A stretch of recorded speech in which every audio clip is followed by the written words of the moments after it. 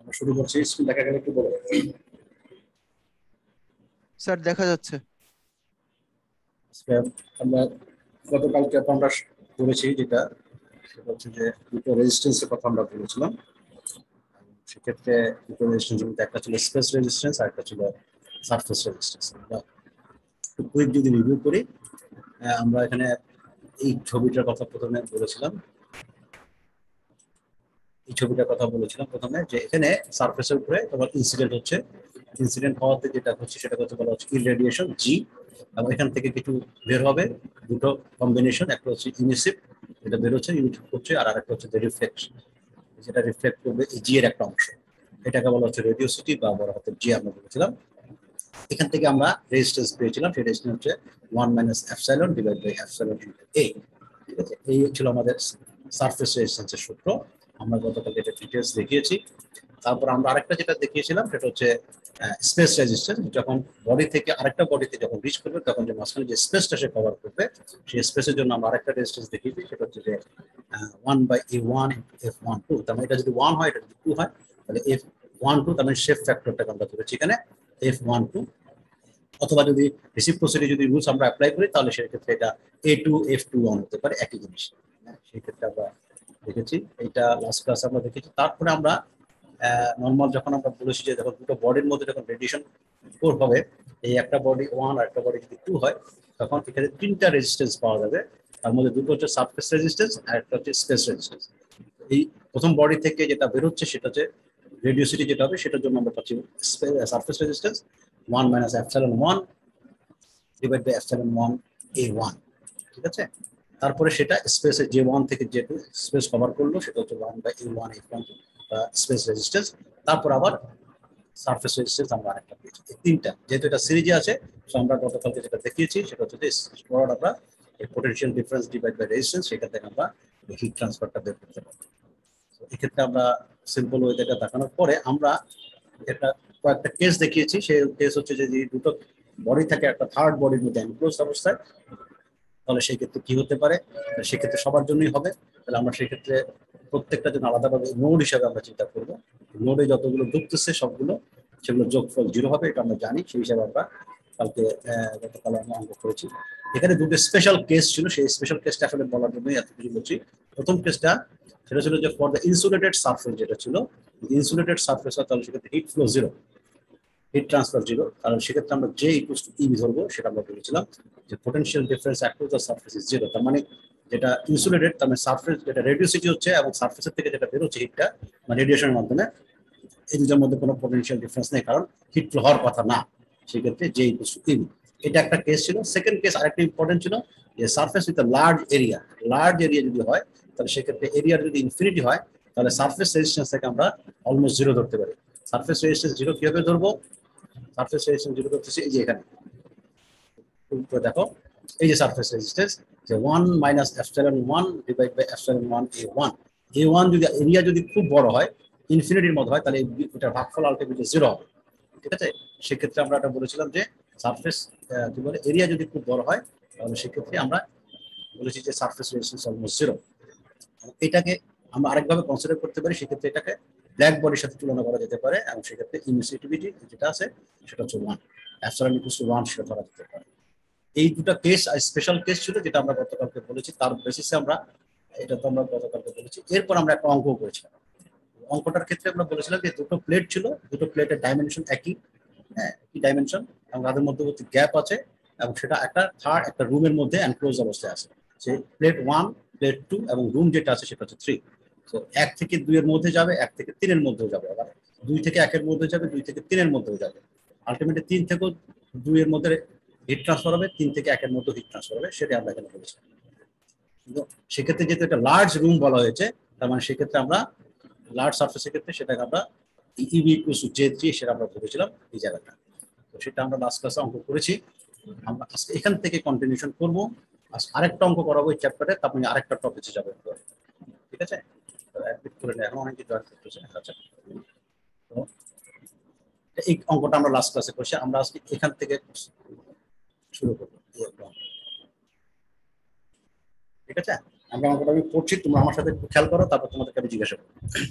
তো বলেছে এখানে প্রথমে এটা সেঞ্জেলের বইয়ের অঙ্ক, হ্যাঁ, সেঞ্জেলের বইয়ের অঙ্ক। A furnace is shaped like a long equilateral duct, তার মানে ত্রিভুজাকৃতির একটা ডাক্ট কথা বলা হচ্ছে যেখানে প্রত্যেকটা বাহু সমান। হ্যাঁ, a furnace is shaped like a long equilateral duct as shown in figure. ফিগারটা আমি নিচে পরে দেখাবো। হ্যাঁ, the width of each side is 1 meter, কারণ প্রত্যেকটা বাহুর দৈর্ঘ্য হচ্ছে 1 মিটার করে। ত্রিভুজ যদি হয়, ট্রায়াঙ্গুলার শেপে যদি হয়, যদি সামনে থেকে তুমি দেখো এরকম। Base surface has an emissivity 0.7, base যেটা আছে সেটাকে 0.7 emissivity ধরা হচ্ছে, and is maintained at a uniform temperature 600 Kelvin. The heated left side surface closely approximately a black body at 1000 Kelvin. এবং ওই বেস সারফেসের বাম পাশে যে সারফেসটা আছে সেটাকে বলা হচ্ছে অ্যাপ্রক্সিমেটলি এটা ব্ল্যাক বডির সাথে তুলনা করা যেতে পারে, এবং তার টেম্পারেচার হচ্ছে 100। তাহলে বেসের টেম্পারেচার হচ্ছে 600, আর তার বাম পাশে যে বাহুটা থাকবে বা ত্রিভুজাকৃতির সেখানে যে সারফেসটা আছে সেটা সারফেসের temperature 1000 kelvin. and the right side surface is well insulated, এবং ডান পাশে যে সারফেসটা থাকবে সেটাকে বলা হচ্ছে well insulated. Determine the rate at which the heat must be supplied to the heated side externally per unit length of the duct in order to maintain the operating condition. সবাই একটু পড়ো, এন্ড দুটো point আছে, দুটো point শুধু ধরতে পারো কিনা সেটাই আমি বলছি।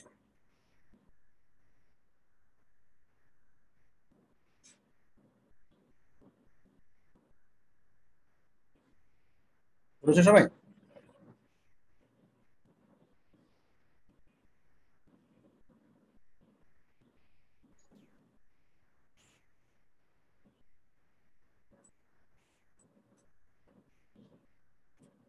Hello, yes sir. হ্যাঁ বলো, একজন বলো, একটু পড়ে আমাকে জাস্ট তুমি যা বুঝেছো সেটাই বলো। মানে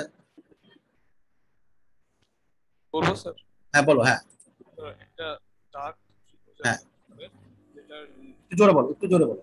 স্যার হ্যাঁ। যেটার স্যার তিনটা সারফেস, তার মধ্যে তিনটার আলাদা আলাদা বৈশিষ্ট্য দিয়েছে, যেমন নিচেরটার ইমিসিভিটি দেওয়া 0.7 এন্ড টেম্পারেচার 600 কেলভিন, বাম দিকেরটার টেম্পারেচার 1000 কেলভিন রাখা এন্ড ওটা ব্ল্যাক বডি, আর ডান দিকের সারফেসটা স্যার ইনসুলেটেড করা, মানে যেটার কি যে ই আর জে সমান হবে হ্যাঁ, এটা ঠিক স্যার। আছে, আর সবগুলোর বাহু মানে আছে 1 মিটার। আচ্ছা গুড। তুমি তিনটা, আমি যে দুটো পয়েন্ট বলছি তার একটা পয়েন্ট তুমি বুঝতে পেরেছো, একটা পয়েন্ট তুমি বলতে পারো মানে স্যার এমিসিভিটি 1 হবে ওই যে ব্ল্যাক বডির জন্য। ব্ল্যাক বডি, তাহলে সেটা কি হবে? সেটা ব্ল্যাক বডি, তার মানে ইমিসিভিটি 1, এটা আরেকটা পয়েন্ট। ঠিক আছে, যদি 1 হয় তাহলে সেক্ষেত্রে আমাদের আরেকটা কেস আছে, আমরা সেটা দেখবো। এখন আমরা ছবিটা দেখি। তুমি যে পয়েন্টগুলো বললো সেটা মোটামুটি ঠিকই আছে। এখন আমরা ছবিটা দেখি। এই হচ্ছে তোমার এই ছবিটা, বাম পাশের ছবিটা দেখো। এই হচ্ছে ট্রায়াঙ্গুলার শেপের ইকুইল্যাটারাল ডাক্ট, তবে তিন বাহু সমান, প্রত্যেকটা বাহু সমান, সমবাহু ত্রিভুজ আর কি যেটা আমরা বলি। এটা যে বেস যেটা, এটা 1, সেটাকে বলা হচ্ছে তার টেম্পারেচার 600 কেলভিন, তার ইমিসিভিটি দেওয়া ছিল 0.7, যেটা তুমি বললে। বাম পাশের যে বাহুটা আছে সেটা ব্ল্যাক বডির সাথে তুলনা করা হয়েছে এবং তার টেম্পারেচার বলে দেওয়া আছে 1000 কেলভিন। আর ডান পাশের যে বাহুটা আছে রাইট সাইডে যেটা, সেটাকে বলা হচ্ছে ওয়েল ইনসুলেটেড, এটা ইনসুলেটেড। তাহলে 1 2 3 তিনটা বাহু আমরা চিন্তা করি। এখন আমাদের মেইন কাজ হচ্ছে যে এই ট্রায়াঙ্গেল বা নেটওয়ার্কটা ড্র করা, ট্রান্সফার যে আমাদের নেটওয়ার্কটা যেটা সেটা আমরা ড্র করবো। ড্র করবো কিভাবে? এখন তুমি খেয়াল করো, তোমার চিন্তা ভাবনার সাথে এই ছবিটা মিলে গেল। সো এই 1 নম্বর থেকে এটা তো তোমার নর্মাল একটা সারফেস, সো এখান থেকে রেডিয়েশন হবে। তার মানে এখান থেকে আমি একটা প্রথমে সারফেস আসবে, তার সারফেস রেজিস্ট্যান্স, তারপর এখান থেকে স্পেস রেজিস্ট্যান্সের মাধ্যমে সে চারিদিকে ছড়িয়ে পড়বে। 3 নম্বর সারফেসটা আমরা বলছি ওয়েল ইনসুলেটেড, তার মানে এখানকার যে সারফেস, তুমি যে পয়েন্টটা বললে তোমার একদম যে সেটা হচ্ছে যে এখানে ই বি আর জে সমান হবে, তাহলে 3 নম্বরটা আমরা সেইভাবে কনসিডার করতে পারি। আর এই যে 2 নম্বর যেটা, এটা ব্ল্যাক বডি ধরা হয়েছে। যদি ব্ল্যাক বডি ধরা হয়, ইমিসিভিটি যদি 1 হয়, তাহলে আমরা সেটা বলছি কি, সেক্ষেত্রে এটা সারফেস রেজিস্ট্যান্স কিন্তু 0। ব্ল্যাক বডির সারফেস রেজিস্ট্যান্স কিন্তু 0, তাহলে 0 যদি হয়, হ্যাঁ, তাহলে আমরা সেক্ষেত্রে এই যে এখন ছবিটা আমরা যদি ড্র করি, এই 1 থেকে এখানে, এই 1 থেকে যে সারফেস রেজিস্ট্যান্স R1 আমি ধরেছি, তার থেকে এই J1 আসবে, আসবে। তারপরে এই 1 থেকে এখন 2 এ যাবে, মনে করো, তো 2 তে গেল, এই 2 এ যাচ্ছে স্পেস রেজিস্ট্যান্সের মাধ্যমে, 1 থেকে 2 তে যাবে। 2 এ যেহেতু এটা ব্ল্যাক বডি, তার মানে এখানকার সারফেস রেজিস্ট্যান্স 0। ব্ল্যাক বডি তার মানে ইমিসিভিটি 1, আমরা ব্ল্যাক বডি, সেক্ষেত্রে আমরা সারফেস রেজিস্ট্যান্স 0, তার মানে আমরা বলতে পারি যে J2 সমান হচ্ছে EB2, J2 সমান EB2। একই অবস্থায় 1 থেকে যখন 3 যাবে, এটা হচ্ছে ওয়েল ইনসুলেটেড, যেটা আমরা অলরেডি বলে ফেলেছি। সেটা হচ্ছে যে এখানে তোমার 1 থেকে 3 যেটা আসছে সেটা স্পেস দিয়ে যাবে, তার মানে স্পেস রেজিস্ট্যান্স এই যে R13 আমরা বলেছি এখানে, এবং তার সাথে আমরা এখানে যেহেতু এটা ইনসুলেটেড তার মানে J3 সমান EB3, তার মানে এখানে হিট ট্রান্সফার নেই, আর এখানে ইমিসিভিটি 1। এই দুটো কেস, এই যে এখানে J2 সমান EB2 হলো আর এখানে J3 সমান EB3 হলো, এই জিনিসটা শুধু এখানে নতুনত্ব আমাদের। এই দুটো জিনিস কিন্তু একই রকম হয়ে গেছে এখন। তার মানে ব্ল্যাক বডি এবং ইনসুলেটেড দুটো ক্ষেত্রে আমরা একই রকম ইস্যুটা চলে আসছে, একই রকম ইস্যু চলে আসছে।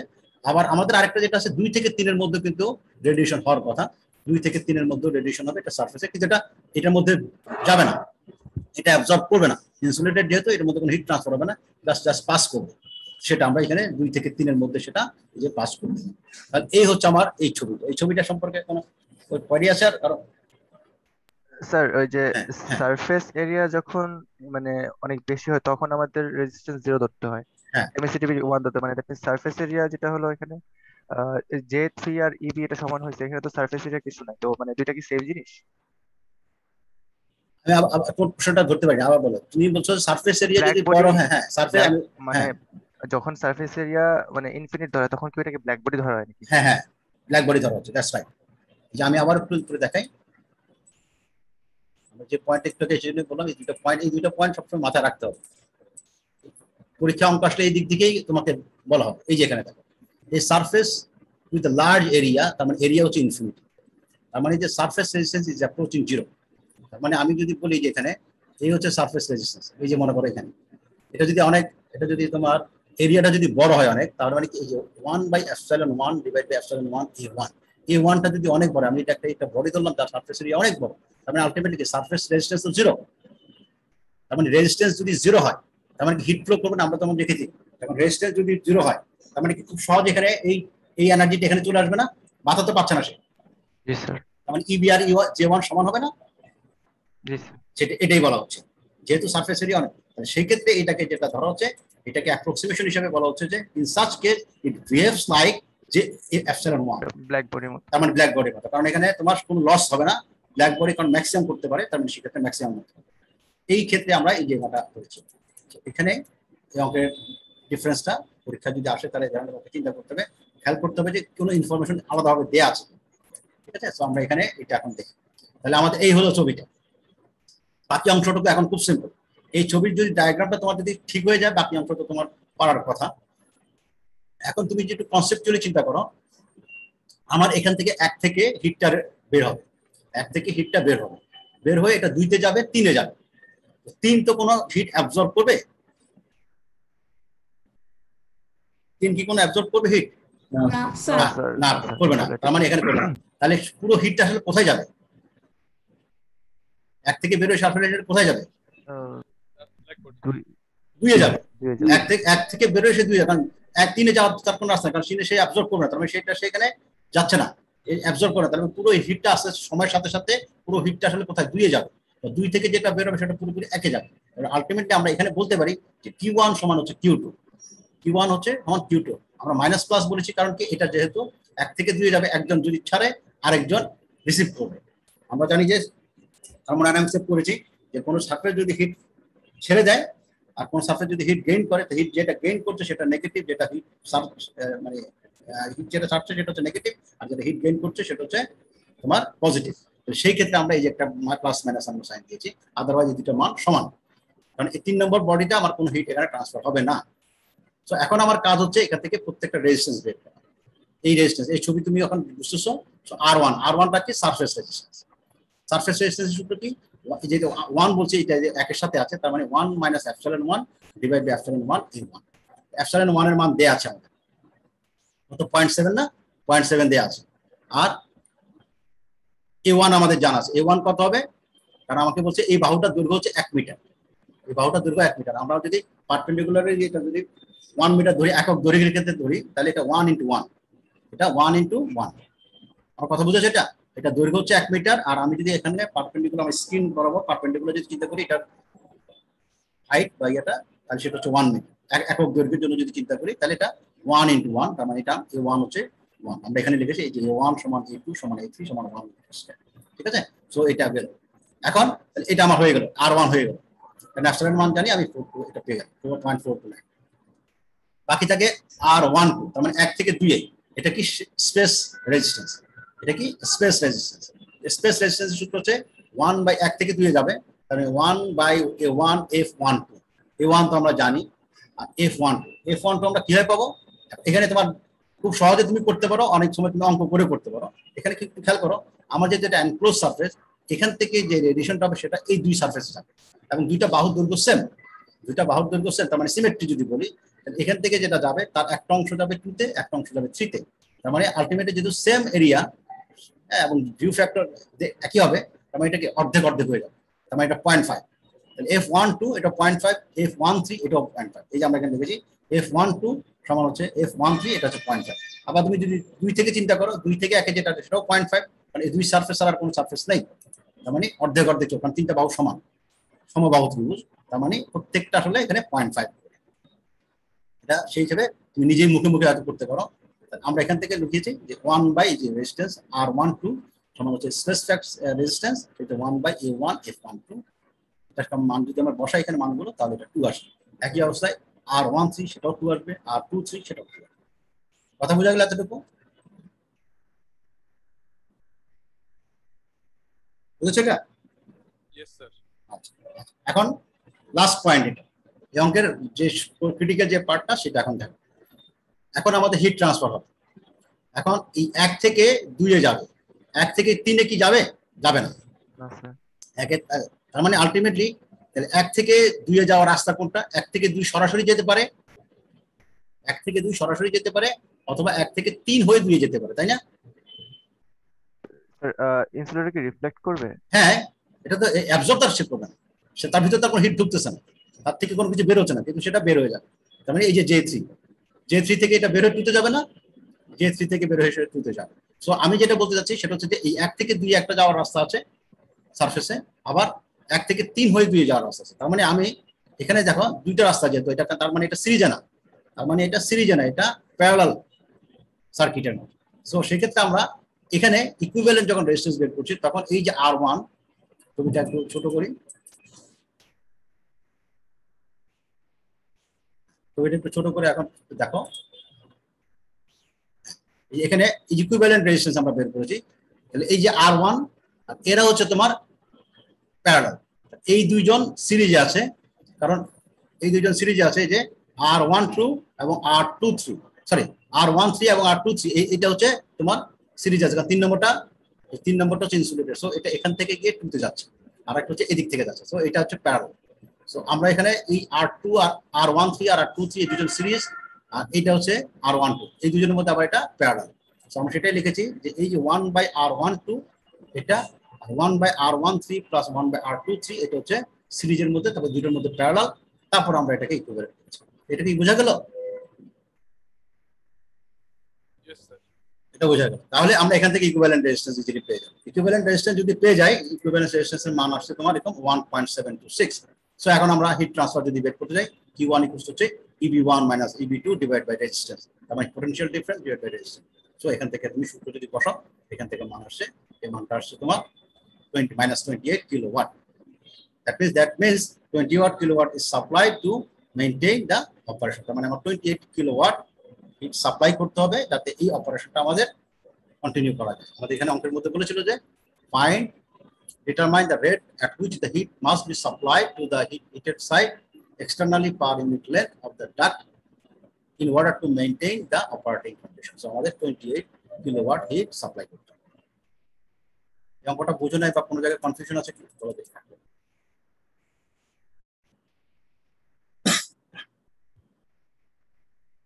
ঠিক আছে তাহলে, ওকে। সো আমরা এরপরে পরীক্ষায় এই ধরনের অঙ্ক অবশ্যই থাকতে পারে। আমরা আজকে আরেকটা টপিক শুরু করব, এটা প্র্যাকটিক্যাল অ্যাপ্লিকেশন আমাদের বিভিন্ন জায়গায় ইউজ হয়। স্ক্রিন এখন বড় করে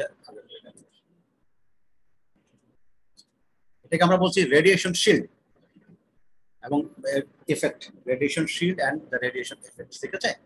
সো যখন একটা বডি থেকে আরেকটা বডি যে রেডিয়েশন হচ্ছে, এটাকে যদি কোনোভাবে মিনিমাইজ করা যায় বা রিডিউস করা যায়, তখন আমরা মাঝখানে একটা শিল্ড ইউজ করি। শিল্ডটা ইউজ করাতে হয় কি, যে রেডিয়েশনটা যে হচ্ছে সেটাকে রিডিউস করা হয়। আমরা এখানে বলছি যে radiation heat transfer between the two surfaces can be reduced greatly by inserting a thin high reflectivity sheet of material between the surfaces. মানে দুটো সারফেসের মধ্যে যখন রেডিয়েশন হয় এর মাঝখানে যদি তুমি একটা থিন একটা প্লেটের মতো দাও বা শিটের মতো দাও যার রিফ্লেক্টিভিটি অনেক বেশি, বা অন্যভাবে এটাকে বলা যায় যে লো ইমিসিভিটি বা এপসাইলনের মান যার কম, সেরকম একটা ম্যাটেরিয়াল তুমি যদি তার মাঝখানে প্লেস করো তখন এই দুইটা সারফেসের মধ্যে হিট ট্রান্সফারটা কমানো সম্ভব। এটা সারফেসের ক্ষেত্রে হিট ট্রান্সফারটা কমানো সম্ভব। তার মানে এখানে বলছে so highly reflective thin plates আর shell is called radiation shield. Radiation shield বলতে আমরা বুঝবো হাইলি রিফ্লেক্টেড থিন প্লেট, বা এটাকে শেল বলা হয়। এটাকে আমরা বলছি শিল্ড হিসাবে আমরা ইউজ করবো, ঠিক আছে, রেডিয়েশন শিল্ড হিসাবে ইউজ করবো। তো সেটা হচ্ছে যে তোমার নর্মালি তোমার কপার হতে পারে, অ্যালুমিনিয়াম হতে পারে, অ্যালয় হতে পারে, হ্যাঁ, বিভিন্ন ধরনের ম্যাটেরিয়াল এগুলো দেওয়া হয় যেগুলোর রিফ্লেক্টিভ ইন্ডেক্স বেশি এবং তোমার কি বলে ইমিসিভিটি এপসাইলনের মানটা অনেক কম। ঠিক আছে, এই ধরনের জিনিস যদি সেট করা যায় তাহলে সেক্ষেত্রে রেডিয়েশন কমানো সম্ভব। আমরা এই ছবিটা একটু খেয়াল করে দেখি। এই হচ্ছে একটা সারফেস 1, এই আরেকটা সারফেস 2। সো আমরা খুব সিম্পল ওয়েতে যদি চিন্তা করি, এটা যে এরিয়া আছে সারফেস এরিয়া 1 নম্বরের 2 নম্বরের একই সেম সারফেস এরিয়া, ঠিক আছে, এবং এটা প্যারালাল অবস্থায় আছে, দুটো প্যারালাল অবস্থা আছে, এবং আমরা ধরে নিলাম এটা খুব লার্জ একটা সারফেস, এটাও একটা লার্জ একটা সারফেস। আমরা ধরে নিচ্ছি দুটো প্লেট আর কি, এবং এর মধ্যে কিছু রেডিয়েশন হবে। এখন আমরা এর মাঝখানে একটা শিল্ড দেব। শিল্ড হচ্ছে একটা থিন একটা শীটের মতো ম্যাটেরিয়ালের, সে একটা শীট দিলাম। এখন যে সারফেস যেটা 1 তার টেম্পারেচার হচ্ছে T1, তার এপসাইলন ইমিসিভিটি হচ্ছে ε1। একেবারে 2 নম্বর যে প্লেটটা আছে সারফেসটা আছে তার টেম্পারেচার হচ্ছে T2 এবং তার ইমিসিভিটি হচ্ছে ε2। এবং আমি এর মাঝখানে একটা শিল্ড দিচ্ছি। শিল্ডের কিন্তু আবার দেখো দুটো সাইড থাকবে, একটা সাইড এটা এই ফেসটা থাকবে 1 নম্বরের দিকে, আরেকটা ফেস থাকবে 2 নম্বরের দিকে। সো আমরা এটাকে বলছি সারফেস 3, এবং আমরা ধরে নিচ্ছি যে দুইটা সারফেসে বাম পাশেরটা বা ডান পাশের দুইটা ফেসই একই রকম অবস্থায় আছে। তার মানে টেম্পারেচার T3, এখানকার টেম্পারেচার T3, এখানকার এপসাইলন যদি ε3 হয়, এখানকার এপসাইলন যদি ε3 হবে। কিন্তু কোনো কোনো ক্ষেত্রে হয়তো আমরা এখানে বলবো যে এটা ε3 যেটা আছে এখানে হয়তো ε4 হতে পারে, যেটা ডিফারেন্ট হতে পারে, কারণ একটা পলিশিং এর উপর বিভিন্ন কিছুর উপর ডিপেন্ড করতে পারে। এনিওয়ে আমরা ধরে নিচ্ছি মানে আমাদের সহজ করার জন্য যে যেই সারফেসটা আছে যেটা 1 নম্বর সারফেসের দিকে ফেস করা থাকবে তার টেম্পারেচার, আর একটা যেটা 2 নম্বর সারফেসের দিকে ফেস করা থাকবে তার টেম্পারেচার সেম, তার মানে এটা T3, এবং তার ইমিসিভিটিও আমরা সমান ধরে নিচ্ছি ε3। এখন আমরা যদি এখানকার হিট ট্রান্সফারটা যদি বের করতে চাই তাহলে আমাদের প্রথমে এই নেটওয়ার্কটা আমাদেরকে ড্র করতে হবে।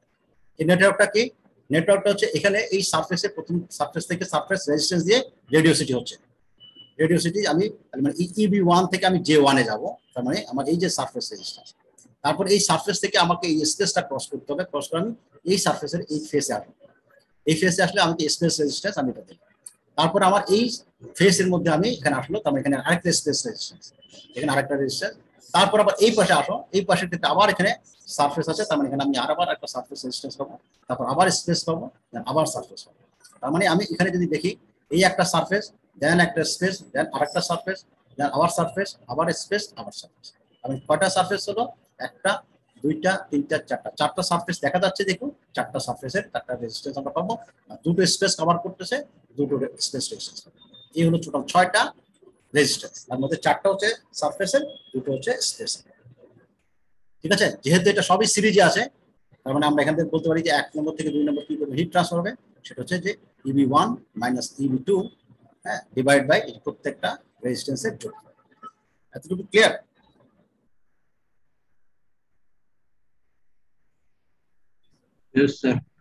ঠিক আছে, তার মানে আমরা এগুলো সবগুলো সিরিজে যোগ করে দিব, আর কিছু না। শুধু জাস্ট খেয়াল করতে হবে যে এখানে আমরা যেটা লাস্ট ক্লাসে দেখে আসছি সেটা হচ্ছে এরকম 2টো সারফেস দেখেছি, মানে এখানে একটা স্পেস সারফেস ছিল, একটা স্পেস ছিল, আর একটা সারফেস ছিল, 3টা ছিল টোটাল। তার মধ্যে 2টো সারফেস, একটা স্পেস। এখন যেহেতু মাঝখানে আরেকটা ঢুকে গেছে এখানে, তার মানে টোটাল 4টা সারফেস হবে, 2টো স্পেস হবে। এই আর কিছু না, পার্থক্য এতটুকু। সো আমরা এখন এতটুকু যদি ক্লিয়ার করতে পারি, তাহলে আমরা একটু এখানে দেখি। এখন আমরা যদি একটু খেয়াল করি যে 1 নম্বর থেকে যে 3 নম্বর মানে মাঝখানের প্লেটটা, 1 নম্বর থেকে 3 নম্বর এর শেপ ফ্যাক্টরটা কত? আমাদের শেপ ফ্যাক্টর তো লাগবে এই F13, আবার এখানে আছে F23, যেহেতু আমরা ধরে নিচ্ছি দুটো প্যারালাল প্লেট এবং লার্জ প্লেট এবং আমরা একই রকম সবকিছু চিন্তা করছি সিম্পল করার জন্য, তার মানে আমরা ধরে নিতে পারি যে F13 সমান হচ্ছে F23, তার মানে 1, মানে 1 থেকে যা বের হবে সব 3 এ গিয়ে পড়বে, আবার 2 থেকে যা বের হবে সব 3 এ গিয়ে পড়বে, তার মানে এখানে পুরোটার শেপ ফ্যাক্টর আমরা 1 ধরলাম। ঠিক আছে, সো এটা কিন্তু সিম্পল করার জন্য। হ্যাঁ, কোনো ক্ষেত্রে হয়তো তোমার এটা এক নাও হতে পারে, সেক্ষেত্রে ডিফারেন্ট হবে জিওমেট্রির উপরে। আমরা এখানে সিম্পল করার জন্য আমরা ধরে নিচ্ছি যে পুরো যেহেতু এটা ফেস একদম পারফেক্টলি প্যারালাল, তার মানে পুরোটাই আরেকটা প্লেটের উপর দিয়ে পড়বে। তো সেক্ষেত্রে আমরা F13 সমান F23 সমান 1 এটা আমরা ধরে নিয়েছি, এবং আমরা যেহেতু প্রত্যেকটা সারফেসের একই রকম ধরেছি, তার মানে A1 সমান A2 সমান A3 আমরা ধরে নিলাম। তার মানে প্রত্যেকটার এরিয়া সমান, সারফেস এরিয়া সমান, তার মানে আমরা এটাকে সরাসরি A বলছি, A1 আর A2 আর A3 কে আমরা A বলছি সরাসরি।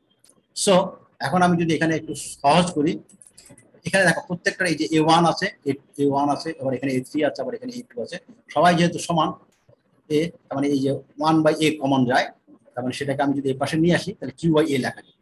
তাহলে আমি এটাকে QA লিখলাম, এই যেখানে QA, এখান থেকে বের করে এটাকে এই পাশে নিয়ে আসলাম, সো QA। এটাকে আলটিমেটলি লেখা যায় এই যে EB1 মাইনাস EB2। এটাকে তুমি যদি সিম্পল করো, যেখানে আছে সিম্পল তুমি খুব নিজেই করতে পারবে। তারপর আমি দেখাচ্ছি এখানে 1 minus epsilon 1 divide by epsilon 1, তাহলে এটাকে কি লেখা যাবে 1 ডিভাইড বাই এপসাইলন 1 মাইনাস 1, এই জায়গাটাকে লেখা যাবে 1 বাই এপসাইলন 1 মাইনাস 1। এভাবে সবগুলো যদি তুমি ভেঙে ফেলো এই কমন নেওয়ার পরে, তাহলে এটা খুব সিম্পলিফাই হয়ে যায়। তাহলে এখানে এটাকে খুব সিম্পল করে লেখা যায় 1 by epsilon 1 plus 1 by epsilon 2 minus 1, এই একটা part, plus 1 by epsilon 3 plus 1 by epsilon 3 minus 1। তার মানে তুমি খেয়াল করে দেখো ছবিটা, ইকুয়েশনটা অনেক সহজ। এই সহজ এই হিসাবে এখানে একটু খেয়াল করো, এই যে 1 বাই এপসাইলন 1 1 বাই এপসাইলন 2, তার মানে এই যে সারফেস 1 আর সারফেস 2, এগুলোর আমি 1 by epsilon 1 1 by epsilon 2 minus 1 এটা করলাম, প্লাস এখানে 1 by epsilon 3 plus 1 by epsilon 3 minus 1, এটা হচ্ছে কি শিল্ড। মানে শিল্ডটা আলাদা হয়ে গেছে, এখানে 1 বাই এপসাইলন 3 দুইবার আছে। তার মানে আমরা দুইটা আসলে বোঝাচ্ছি যে একটা এই বাম পাশের সারফেসটা, এই ফেসটা, আর হচ্ছে ডান পাশের যে ফেসটা, আমাদের যেহেতু দুটোই সমান, সেক্ষেত্রে এই যে 1 বাই এপসাইলন 3 1 বাই এপসাইলন 3 হচ্ছে। কিন্তু যদি অঙ্কের মধ্যে বা পরীক্ষায় বা কোন কোশ্চেন তুমি দেখো, যেটাকে আমি বললাম যে এপসাইলন 3 1, এটাকে এপসাইলন 3 2, তার মানে এখানে তোমাকে এপসাইলন 3 1 একটা এপসাইলন 3 2 বলতে হবে। কিন্তু আমরা এখানে সমান ধরেছি বলে এটা সমান আসছে। আমার কথাটা কি বোঝা গেল? এটা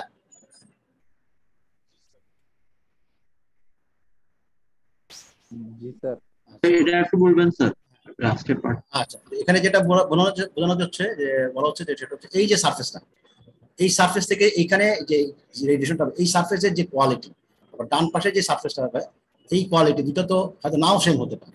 যেমন এখানে হয়তো আমরা বলছি এপসাইলন 3, সেক্ষেত্রে এখানে এই যে এপসাইলন 3 হবে, তাও তো কোনো কথা নেই, ডিফারেন্ট হতেই পারে। তো যদি ডিফারেন্ট হয়, তখন এখানকার যে ইমিসিভিটি, যেটা আমি বললাম মনে করো এপসাইলন 3 1, যেটা 1 এর দিকে ফেস করা আছে, আবার এটাকে বললাম এপসাইলন 3 2, যেটা 2 এর দিকে ফেস করা আছে, তাহলে সেক্ষেত্রে এখানে এই যে 1 বাই এপসাইলন 3 1 লিখবো, এখানে 1 বাই এপসাইলন 3 2 লিখবো। আমরা যেহেতু এখানে সমান ধরে ফেলেছি, সহজ করার জন্য আমরা এখানে বলছি যে 1 by epsilon 3 plus 1 by epsilon 3 minus 1। কথা বুঝাচ্ছে এটা? Yes sir. সো এটা এখন খুব সহজ হয়ে গেছে, ইকুয়েশনটা খুবই সিম্পল এখন, এটা মনে রাখাও সহজ। এই কারণে যে আমরা এখানে যেটা করেছি, এই বাম পাশেরটা, যেটা নিচে অংশে বাম পাশে যেটা আছে, সেটা হচ্ছে 1 by epsilon 1 plus 1 by epsilon 2 minus 1। এটা হচ্ছে তোমার দুটো সারফেস, যে দুটো সারফেসের কথা তোমার বলে দেওয়া আছে।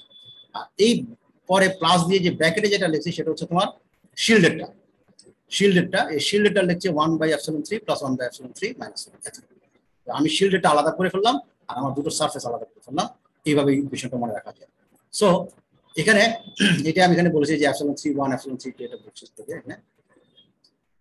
সো এখন আমি যদি বলি যে কোনো শিল্ড নেই, এর মাঝখানে কোনো শিল্ড নেই, এখন এই প্রবলেমটা আমি আবার বললাম যে কোনো শিল্ড নেই, তাহলে এই ইকুয়েশনটাকে শিল্ড যেহেতু নেই, তার মানে এপসাইলন 3 বলে কোনো কিছু নেই। এপসাইলন 3 বলে কোনো মাঝখানে যদি কোনো শিল্ড না থাকে, তাহলে এপসাইলন 3 বলে কোনো কিছু নেই, তার মানে আলটিমেটলি এখানে এগুলো জিরো হয়ে যাবে। তো সেক্ষেত্রে আমরা এখানে যেটা লেখা যায়, এটা জিরো, এগুলো কোনো কিছু থাকবে না, তার মানে আমি আলটিমেটলি এই ইকুয়েশনটা নো শিল্ড যদি হয়, তাহলে আমরা এটাকে এইভাবে কনসিডার করতে পারি, EB1 minus EB2 divided by 1 by epsilon 1 plus 1 by epsilon 2 minus 1। এই সিম্পল। যদি কোনো শিল্ড না থাকে, যদি কোনো শিল্ড না থাকে তাহলে এই পার্টটা কোনো থাকতেছে না, অঙ্কটা খুব বিষয়টা খুব সিম্পল হয়ে যাবে। আর যদি শিল্ড থাকে তাহলে শিল্ড থাকলে আমরা এই পার্টটা করতে থাকি। এখন যদি বলো যে আমরা আরো একটু সহজ করি যে না সব এপসিলন সমান, এপসিলন 1 সমান এপসিলন 2 সমান এপসিলন 3, তাহলে এটাকেও আবার সহজ করে লেখা যায় যে 2 into 1 by epsilon plus 1 by epsilon minus 1। এগুলো জাস্ট বিভিন্ন কেসের ক্ষেত্রে বলা। এখন সরি, এখন এখানে এই জায়গাটা একটু দেখো। আমি যদি বলি যে শিল্ড একটা জায়গায় দুটো আছে, শিল্ড একটা জায়গায় দুটো আছে, তাহলে যেটা হবে আমরা যেটা করতে পারি যে এই জায়গাটার মধ্যে এখানে যেমন একটা শিল্ড আছে, এখানে আমি 2 দিয়ে গুণ করব। একটা শিল্ড আছে তার মানে এখানে 1, যদি দুইটা শিল্ড হয় তাহলে আমি এখানে 2 দিয়ে গুণ করব, তিনটা শিল্ড যদি হয় তাহলে আমি 3 দিয়ে গুণ করব। কথাটা বোঝা গেল? Yes, sir. তাহলে যতগুলো শিল্ড থাকবে এই শিল্ডের জন্য আমি এখানে শুধু নাম্বারটা বসাবো। আমরা সেভাবে ধরনের শিল্ড থাকে যেগুলো, ঠিক আছে। এখন আমরা একটা অঙ্ক দেখি, তাহলে তাহলে অঙ্কটা মানে কনসেপ্টটা ক্লিয়ার হবে আশা করি। স্যার যদি ইপসাইলন ডিফারেন্ট থাকে এক একটা শিল্ডের, হ্যাঁ হ্যাঁ, তাহলে তো তোমাকে আলাদা আলাদা করতে হবে। হ্যাঁ তখন আলাদা, তখন এখানে শিল্ড, এখানে তুমি যেটা করবে যে এখানে যখন শিল্ড মনে করো একটা আছে যেটা এপসিলন 3 বললাম, আর একটা শিল্ড দেওয়া আছে তার এপসিলন 4 বললাম, তখন এই যে 1 by epsilon 3 plus 1 by epsilon 3 minus 1, তারপর আবার প্লাস দিয়ে আবার 1 by epsilon 4 plus 1 by epsilon 4 minus 1, তারপর আরেকটা যদি শিল্ড থাকে 5 এর তাহলে 1 by epsilon 5 plus 1 by epsilon 5 minus 1। ঠিক আছে, যতগুলো শিল্ড থাকবে প্রত্যেকটা। আর যদি সমান সমান সমান হয় তাহলে আমরা এখানে 1 জায়গায় 2, 2 এর জায়গায় 3 এখানে বসাবো। ঠিক আছে, আমরা একটা অঙ্ক করলে আশা করি এটা ক্লিয়ার হবে। আমরা এটা হলম্যানের থেকে একটা নিয়েছি, খেয়াল করে দেখো যে 2 very large plate parallel plates with emissivity 0.3 and 0.8। মানে দুটো প্লেট প্যারালাল আছে, তার মধ্যে একটা ইমিসিভিটি দেওয়া আছে এপসিলন 1, সেটা হচ্ছে 0.3, আর একটা হচ্ছে 0.8, এবং তারা হিট এক্সচেঞ্জ করছে। Find the percentage reduction in heat transfer when a polished aluminum radiation shield যেটার ইমিসিভিটি দেওয়া আছে এপসিলন সমান হচ্ছে 0.04 is placed between them।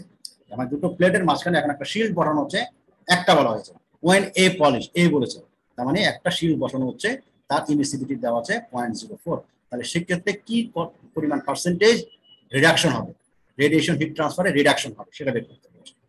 So প্রথমে আমরা আসি হিট ট্রান্সফার উইদাউট শিল্ড, কোনো শিল্ড নেই। আমরা একটু আগে দেখেছিলাম উইদাউট শিল্ড যদি হয়, নো শিল্ড যদি হয়, তাহলে নো শিল্ড হলে Q by A, if there is no shield তাহলে Q by A equals to EB1 minus EB2 divide by 1 by epsilon 1 plus 1 by epsilon 2 minus 1। এটা তো আমরা এখানে বলতে পারি যে প্রথমটায় উইদাউট শিল্ড যদি হয় তাহলে যে Q by A equals to 1 এই যে epsilon into T1 to the 4 minus T2 to the 4, এটা তো আমরা জানি, তার সাথে divide by 1 by epsilon 1 plus 1 by epsilon 2 minus 1। So আমরা এখানে এপসিলন 1 এর মান দেওয়া আছে 0.3, এপসিলন 2 এর মান দেওয়া আছে 0.8। সো আমরা এখানে যদি বসাই এবং মানটাকে যদি সিম্পলিফাই করি, কারণ আমাদের T1 জানা নেই, T2 জানা নেই, T1 T2 জানা নেই, তো আমরা অ্যাজ ইট ইজ রেখে দিচ্ছি এখানে sigma into T1 to the 4 minus T2 to the 4, এটা রেখে দিচ্ছি, বাকি অংশটুকু শুধু এখানে চেঞ্জ করে এটা আসছে নিচে, তাহলে 0.279 আসবে। এখন আমাদের একটা শিল্ড বসাতে বলছে যার এপসিলনটা হচ্ছে 0.04, তার মানে এটা হচ্ছে এই যে এটা এই পাশটুকু একটা শিল্ড আছে, তার মানে 1 বাই এপসিলন 3, এটা আমাদের এই পার্টটুকু অ্যাড হবে। সো আমরা যদি বলি যে একটা শিল্ড আছে এখন, তার মানে আমরা যে placing A shield between the plate, তার মানে এখন আমাদের একটা শিল্ড যদি দেই তাহলে এই যে sigma into T of 1 to the 4 minus T, এটা হচ্ছে টার্গেটটাই হয়ে গেছে যে 1 by epsilon 1 plus 1 by epsilon 2 minus 1, এটা ঠিক আছে আগের মতোই, তার সাথে এই শিল্ডের অংশটুকু যোগ হলো, তার সাথে এই শিল্ডের অংশটুকু যোগ হলো। সো আমরা এখানে এপসিলন 1 এর মান জানি, এপসিলন 2 এর মান জানি, এপসিলন 3 এর মান দেওয়া হচ্ছে 0.04, সেটাও আমরা জানি।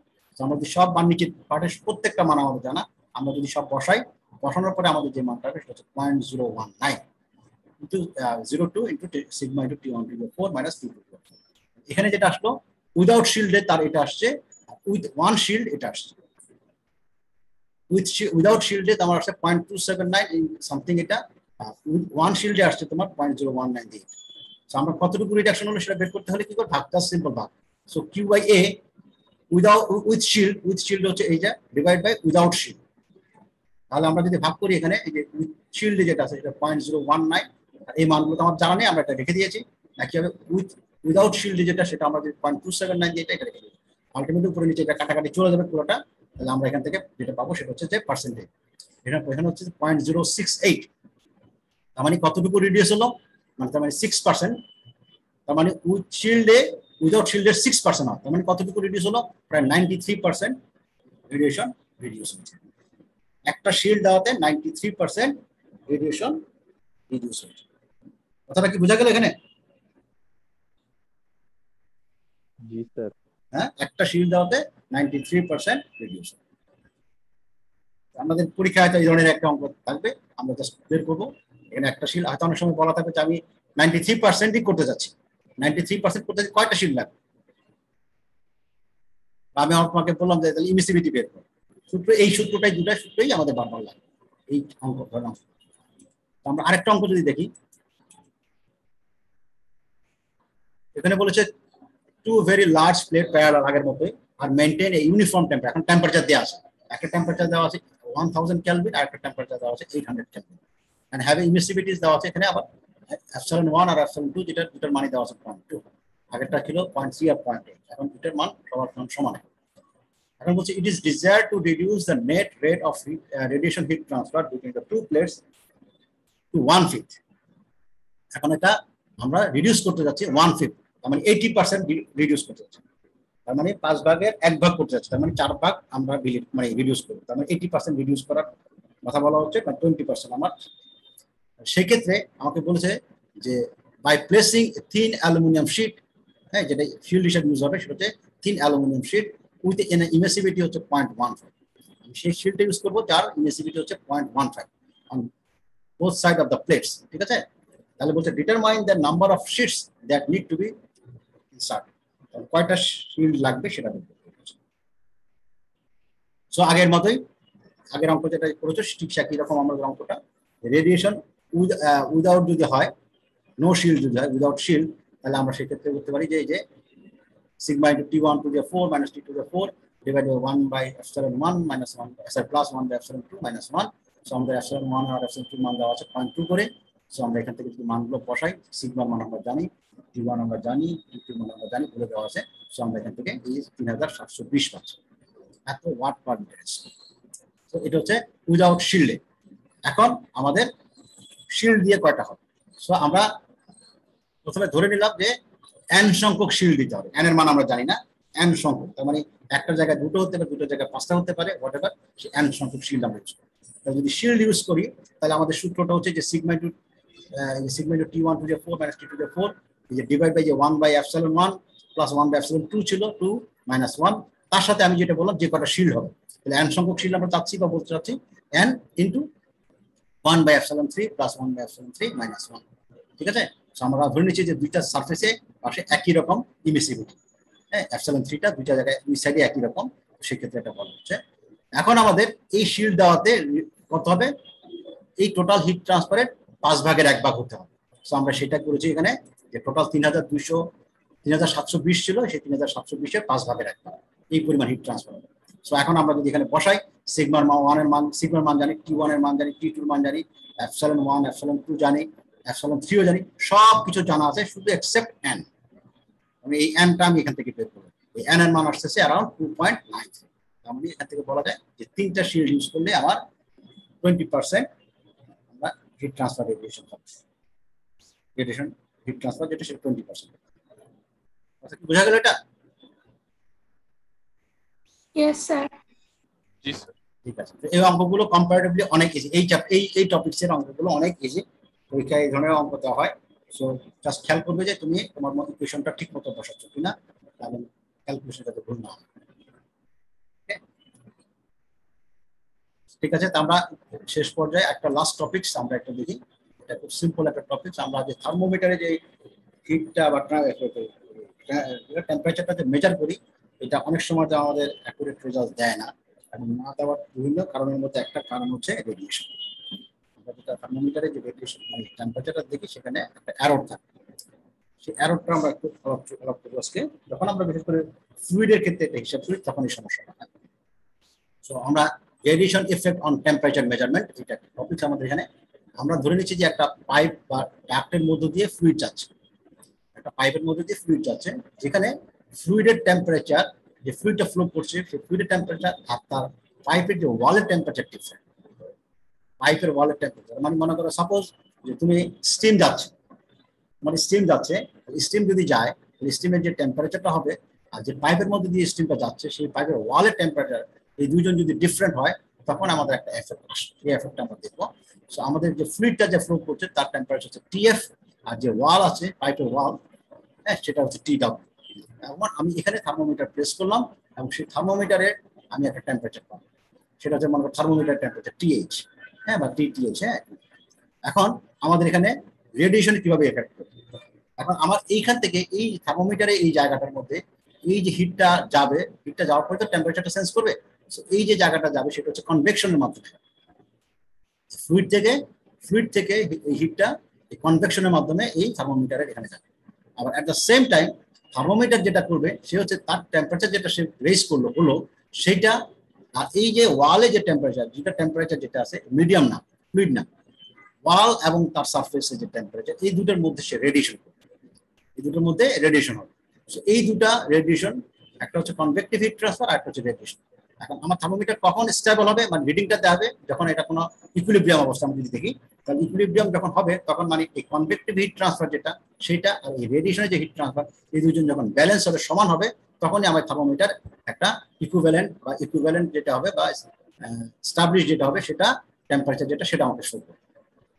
ঠিক আছে, সো আমরা সেটাই বলছি যে radiation heat transfer tax place when the surface temperature is differ with the fluid temperature, যেটা বললাম। when the equilibrium is established, the heat gained by convection and heat loss by radiation of the thermometer by the sensor will be the same. মানে যে পরিমাণ convective heat transfer হবে আর যে পরিমাণ রেডিয়েশনের মধ্যে হিট লস হবে এই দুটো যখন সমান হবে তখনই আমার এই টেম্পারেচারটা দেখা। সেক্ষেত্রে আমরা যেটা করতে পারি যে কনভেক্টিভ হিট ট্রান্সফার সেটা আমরা জানি যে এইচ ডেল্টা টি, এ ছিল, এ আমাদের দুজনের জন্য কমন, আমরা এটা বাদ দিচ্ছি এখানে, এইচ ডেল্টা টি মানে কনভেকশন, টিএফ ফ্লুইড থেকে থার্মোমিটারের টেম্পারেচার তার মানে টিটিএইচ থার্মোমিটার, এইটা একটা। রেডিয়েশন যেটা হবে সেটা হচ্ছে এপসাইলন ইনটু সিগমা, কারণ এখান থেকে ইমিসিভিটি যেটা হবে epsilon into sigma into T two the 4 যেটা টি1, তাহলে এই টি থার্মোমিটারের টেম্পারেচার মাইনাস এই যে ওয়ালের টেম্পারেচার, সো টিএইচ বা T thermometer to the 4 minus TW temperature to the 4, এখান থেকে আমরা পেয়ে যাব। এখান থেকে এখন আমি ইচ্ছা করলে এই যে টি এফ বের করতে পারি যেটা ফ্লুইডের টেম্পারেচার, আমার থার্মোমিটার যেটা দেখাচ্ছে তার সাথে আমরা চেক করে দেখতে পারি যে কতটুকু আসলে ফ্লুইডের টেম্পারেচার। তো আমরা এখান থেকে এই যে ওয়ালের টেম্পারেচার আমরা জানবো, থার্মোমিটার যেটা শো করতেছে সেটা আমরা জানবো, এপসাইলন যদি আমাদের জানা থাকে, সিগমা জানা আছে, হিট ট্রান্সফার কোএফিশিয়েন্ট যদি জানা থাকে, আর থার্মোমিটার রিডিং তো আমরা দেখতে পাবো। সো এখান থেকে এক্সাক্ট যে ফ্লুইডের টেম্পারেচার সেটা বের করা সম্ভব। সো এটাই আমরা যদি একটু একটা অঙ্কের মাধ্যমে দেখি, খুব সিম্পল একটা এক লাইনের অঙ্ক আছে আসলে, যে এই thermocouple used to measure the temperature of hot air যাচ্ছে ফ্লোয়িং ইন দ্য ডাক্টের মধ্যে দিয়ে, whose wall are maintained at a temperature TW হচ্ছে তোমার 500 Kelvin, এই ওয়ালের টেম্পারেচার 500 Kelvin, এবং shows the temperature reading of the thermocouple এটা হচ্ছে তোমার 850। থার্মোকাপল যেটা দেখাচ্ছে সেটা হচ্ছে এই বাতাসের টেম্পারেচার, এয়ারের টেম্পারেচার 850 কেলভিন, আর যে ডাক্টের মধ্যে দিয়ে যাচ্ছে সেই ডাক্টের ওয়ালের টেম্পারেচার 500 কেলভিন। সো আর ইমিসিভিটি দেওয়া আছে এটা হচ্ছে 0.6। ঠিক আছে, থার্মোকাপল জাংশনের মধ্যে এখানে তোমার ইমিসিভিটি দেওয়া হচ্ছে 0.6। আর হিট ট্রান্সফার কোএফিশিয়েন্ট আমরা ধরে নিচ্ছি যে 60 watt per metre square degree centigrade, determine the actual air temperature. So আমরা একটু আগে যেটা বললাম যে কনভেক্টিভ হিট ট্রান্সফার, ফ্লুইডের টেম্পারেচার মাইনাস থার্মোমিটারের টেম্পারেচার ইকুয়ালস হচ্ছে এপসাইলন ইনটু সিগমা ইনটু থার্মোমিটারের টেম্পারেচার টু দি 4 মাইনাস ওয়ালের টেম্পারেচার টু দি 4। এখান থেকে তুমি যদি বের করো ফ্লুইডের টেম্পারেচার সবগুলো মান বসিয়ে, তাহলে এই ফ্লুইডের টেম্পারেচারকে 1111, 1111 কেলভিন। সো এখন তুমি একটু খেয়াল করে দেখো তোমার থার্মোমিটার রিডিং দিচ্ছে কিন্তু 850, কিন্তু অ্যাকচুয়াল টেম্পারেচারটা হচ্ছে তোমার 1111, প্রায় কত ডিগ্রি, 400 ডিগ্রির বেশি, তোমার 150 ডিগ্রির চেয়ে বেশি এরর দেখাচ্ছে। ঠিক আছে, তো তোমাকে এটা ক্যালিব্রেট করে তখন রিডিংটা নিতে হবে। ঠিক আছে কথা, ওকে? জি স্যার। ঠিক আছে, আর কোনো কোশ্চেন আছে এর মধ্যে?